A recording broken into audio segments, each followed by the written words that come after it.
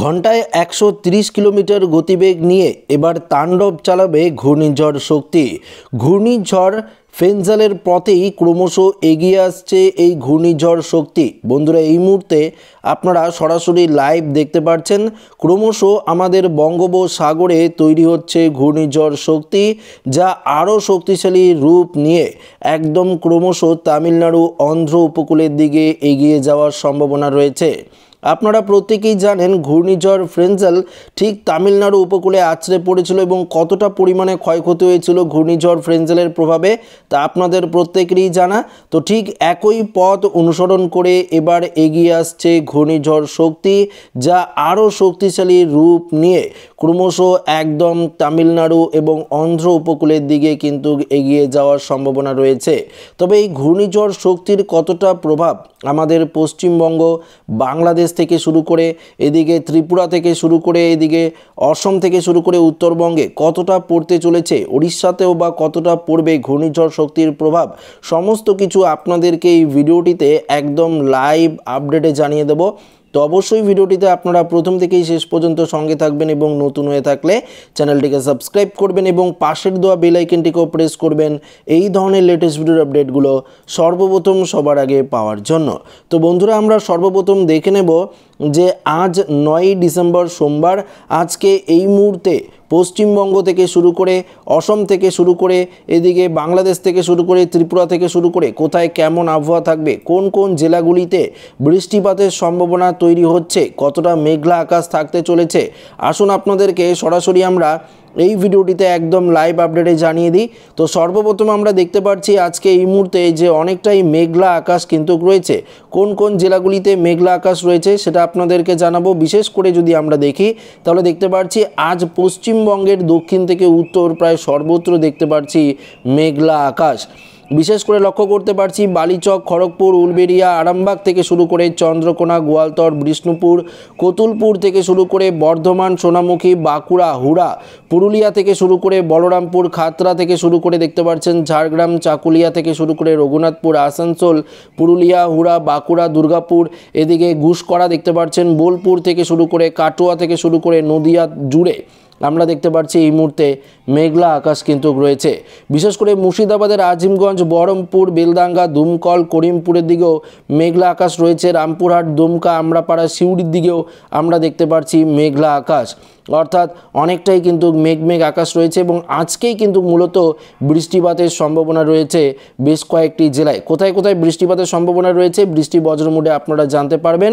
তো আমরা এই মুহূর্তে দেখতে পাচ্ছি মালদা, ধুলিয়ান থেকে শুরু করে বালুরঘাট, গঙ্গারামপুর, 2 দিনাজপুর, এদিকে রায়গঞ্জ দেখতে পাচ্ছেন যে মেনাপুর থেকে শুরু করে এদিকে কিষানগঞ্জ, করণদিঘি, ইসলামপুর থেকে শুরু করে এদিকে আমাদের উত্তরের বিশেষ করে এদিকে দিনহাটা, শীতলকুচি, কোচবিহার, আলিপুরদুয়ার সংলগ্ন বেশ কয়েকটি জেলাতেও আমরা এই মুহূর্তে মেঘলা আকাশ লক্ষ্য করতে পারছি এবং বৃষ্টিপাতের সম্ভাবনা অনেকটাই কিন্তু তৈরি হচ্ছে।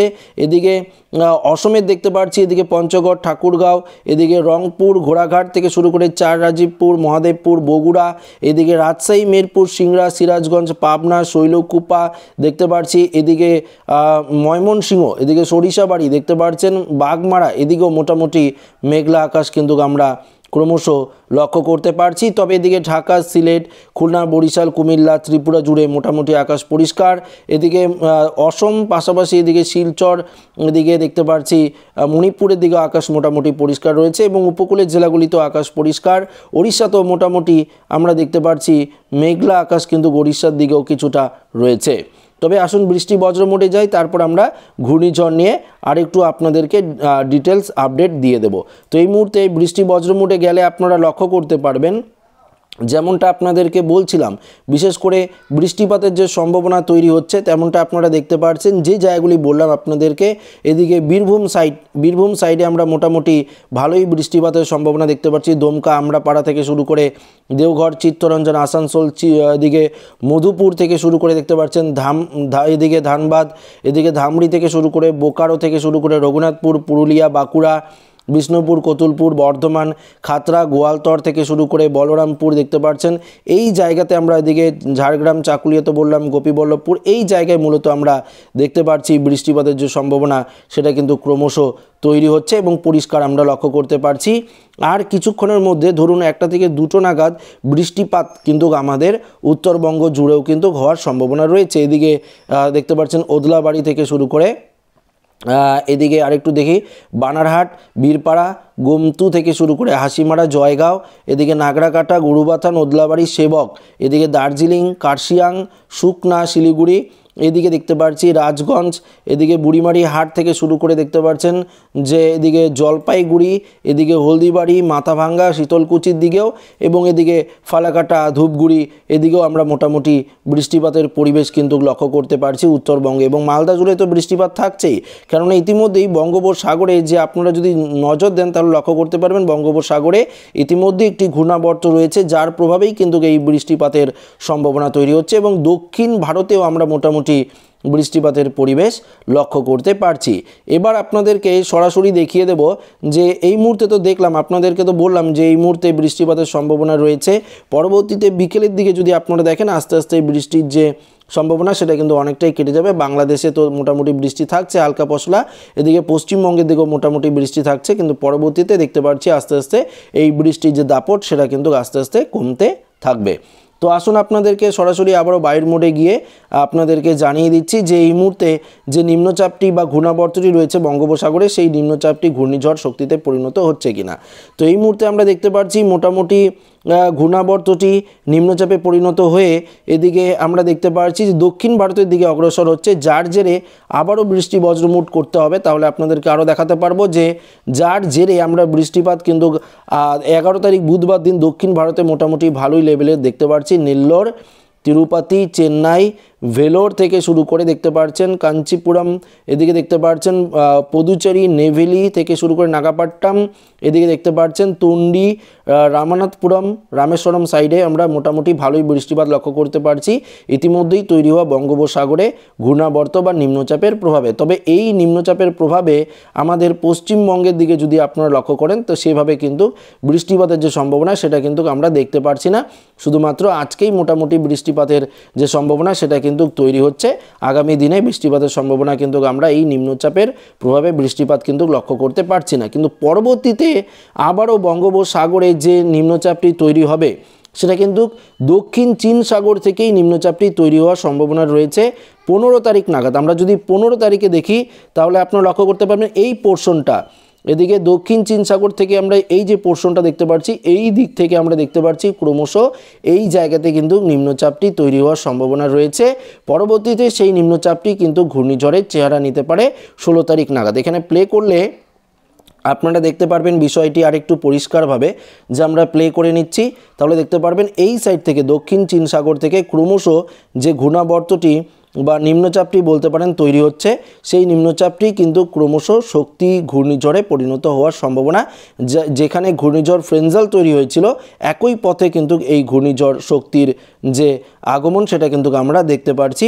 দক্ষিণ চীন সাগর থেকেই কিন্তু এটি তৈরি হওয়ার সম্ভাবনা কিন্তু ক্রমশ বাড়ছে। আমরা দেখতে পাচ্ছি যে আস্তে আস্তে এটা শ্রীলঙ্কার দিকে অগ্রসর হবে, আস্তে আস্তে শ্রীলঙ্কার দিকে অগ্রসর হয়ে আবারও অন্ধ্র তামিলনাড়ু উপকূলের দিকে কিন্তু ক্রমশ এগিয়ে যাওয়ার সম্ভাবনা রয়েছে। একদম সরাসরি আপনারা দেখতে পাচ্ছেন অন্ধ্র তামিলনাড়ু উপকূলের দিকে কিন্তু এগিয়ে গিয়ে 17 থেকে 18 তারিখ নাগাদ এটা কিন্তু ঘূর্ণিঝড়ের চেহারা নিয়ে একদম তামিলনাড়ু উপকূলেই কিন্তু ল্যান্ডফল করতে পারে।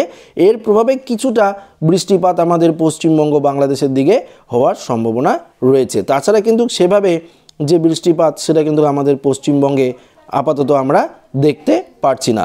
তো বুঝতে পারছেন এই মুহূর্তে ঘূর্ণিঝড়ের যে আপডেট ছিল সেটা কিন্তু আপনাদের সামনে তুলে ধরলাম এবং বৃষ্টিপাতের সম্ভাবনা কোথায় কোথায় রয়েছে সেটাও আপনাদের সামনে সরাসরি তুলে ধরলাম।